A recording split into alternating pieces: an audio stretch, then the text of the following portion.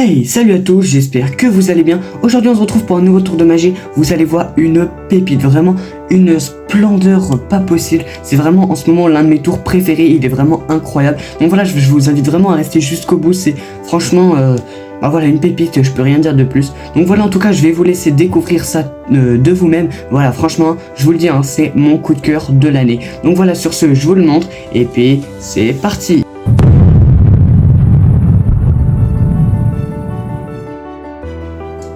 Ok, du coup on est parti. Ce qu'on va faire dans ce tour là, je vais vous raconter une petite histoire. Alors en fait, je sais pas si vous le savez, mais en général les gens ont beaucoup de mal à jouer aux cartes avec les magiciens.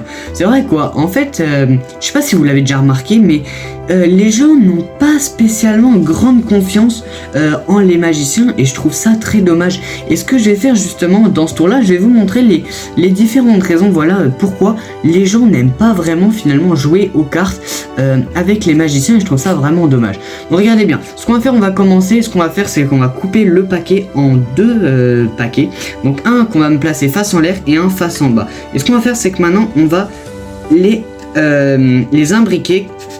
Alors attendez, comme ceci, voilà, on va imbriquer les deux paquets comme cela, afin que ce soit le chaos total dans le paquet. Donc vraiment on assemble les deux paquets, voilà. Et là c'est là qu'on en vient justement à la première raison pourquoi les gens n'aiment pas spécialement jouer aux cartes avec les magiciens. Tout simplement et bien parce que même lorsque c'est le chaos total dans le paquet, le magicien est capable de retrouver la carte qu'il souhaite juste en coupant le paquet. C'est fort quand même. Et en effet là, juste en coupant le paquet, il peut tomber sur un premier as. Alors ce qu'on va faire, on va placer l'as juste ici. Donc vous l'avez compris bien entendu, si le magicien peut retrouver un as, et ben il peut bien évidemment en retrouver un deuxième. De la même façon, il vient juste couper le paquet et encore une fois il peut retomber sur un as. Très bien, on va le placer également ici. Encore une fois, vous l'avez compris, si le magicien peut retrouver deux as, et bien alors il peut trouver un troisième as, encore une fois juste en coupant, et encore une fois il est capable juste ici de trouver le troisième as. On va le placer ici. Et enfin le dernier, toujours pareil, si on vient couper le paquet comme ceci, on est capable de tomber sur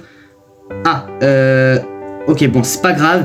Le magicien, parfois, il se trompe. Et j'en viens d'ailleurs à la troisième raison, c'est que justement, eh bien, parfois, le magicien se trompe et il est totalement imprévisible. Et oui, parce que même quand il va essayer de vous arnaquer un petit peu comme ceci et que vous pensez avoir vu quelque chose, eh bien, en fait, vous êtes totalement à l'opposé de la plaque. Parce qu'en fait, est-ce que vous attendez à avoir un carré de 3 à la place d'un carré as? Je crois pas, non.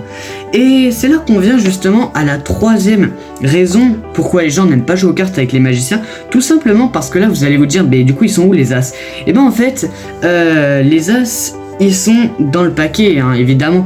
Mais regardez bien, si juste je claque des doigts, parce que oui, en effet, la troisième raison, c'est que les magiciens arrivent à changer les cartes sans même toucher le paquet. Vous vous rappelez, au début, j'avais mis le chaos total dans le paquet. Pourtant, si juste je viens claquer des doigts, on peut remarquer que toutes les cartes reviennent dans le même sens, sauf 4 qui sont encore retournées face en bas.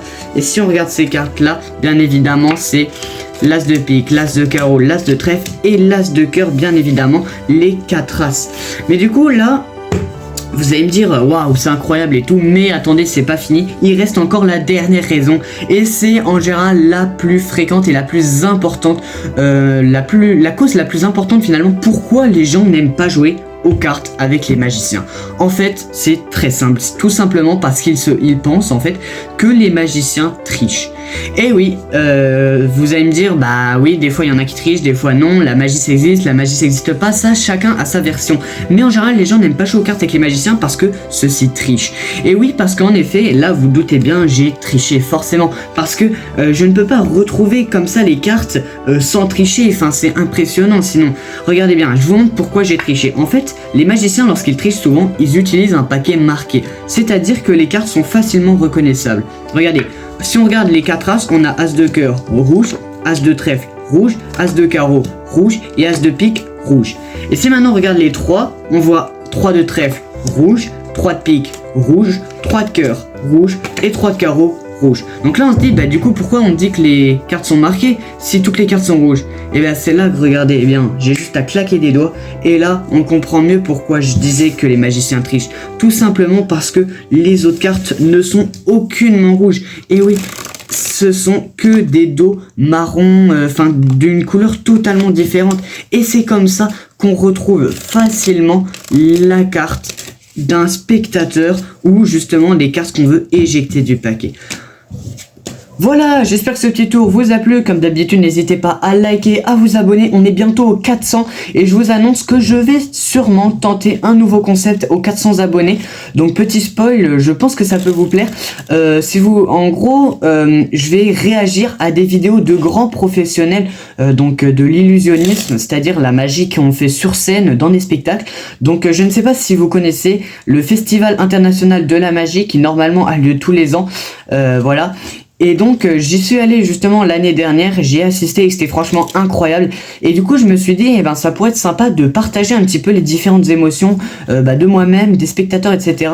en réagissant tout simplement à certains tours. Je pense que ça peut être très intéressant. Donc voilà, n'hésitez pas à mettre en commentaire ce que vous pensez de ce concept. Notez le paquet, un très très beau jeu, Dragon il me semble, Bicycle Dragon je crois. Donc voilà, très très beau jeu. Et en même temps, abonnez-vous pour justement suivre ce nouveau concept et les prochaines vidéos que je sors toutes les 2 semaines. Allez, sur ce...